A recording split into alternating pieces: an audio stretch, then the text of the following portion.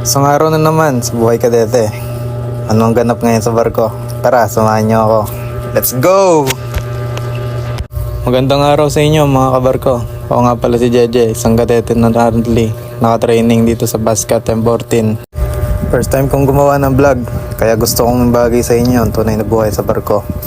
Mula sa mga daily duties, challenges, hanggang sa mga simpleng kwento naming mga kadete. Kung curious ka kung anong ginagawa ng isang kadete sa barko, kung gusto mo makakita ng real life experiences sa dagat, o kung aspiring seafarers ka rin, nasa tamang video ka.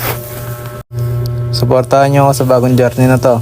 Please like and follow lang para updated kayo sa susunod nating mga kwento. Tara na, sama kayo sa barkong kwento ko. Ngayon, naghahanda lang tayo para sa ating pagpasok sa barko. Pangamaga ang ating duties, kailangan nating magmadali dahil tayo ay late na. Naayos ko na ang mga damit ko. Nasa loob niyan, nandyan na rin yung lunchbox, pati yung tumbler natin. Pati yung damit, pan-duty natin sa bridge mamaya. Palabas na ng bahay, kasama ang mga kaibigan, mga kasama nating mag-duty. Malapit nga lang pala ang aming tinutuluyan dito sa port. Vice versa lang ang aming biyahe. San Carlos pa Toledo. Tapos Toledo pa San Carlos. Yan, kailangan lang natin maglagay ng ating pangalan sa logbook para sa mga nag-duty sa port. At makapasok na tayo para mapapogi si Raymark. At dito si Boss Leon, mga kaibigan natin dito sa barko. Dito na tayo sa boarding gate at tamang inspection lang sa ating mga bag.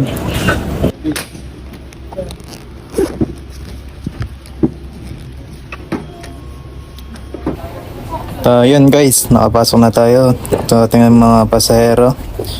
At ito nga pala ang aming barko. Hindi pa tayo late guys. Yan nga pala ang aming mga kasama, naghihintay na. Ito ang aming mga panakay. Unloading na. Hintayin lang natin sila matapos.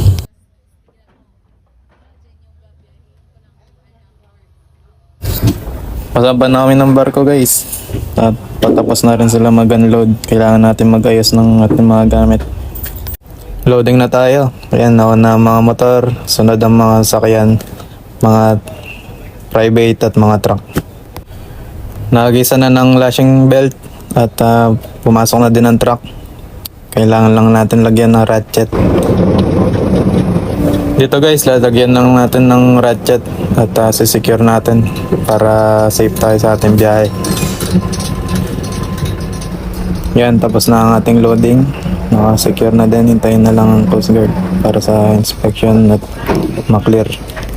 Pa-boarding na rin ang mga pasahero. Tambay dito sa port side. Hintayin lang natin mag-let go yung mga lobed. Ayan. Inaarya na at bibirahin din yan para maka-depart na tayo.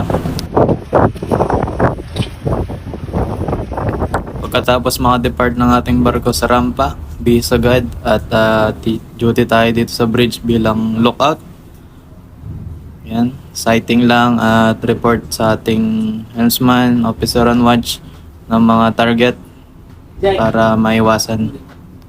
Hindi ko na na-video ang biyahe natin guys. Dito gamit lang ako ng VHF para sa ating public announcement at malapit na tayo sa port ng Toledo. Ayan, dito na tayo sa port at hinihintay lang natin ibaba ang rampa. At yan, tapos na ang ating unloading. Hanggang dyan na muna ang ating video guys. Salamat sa panonood.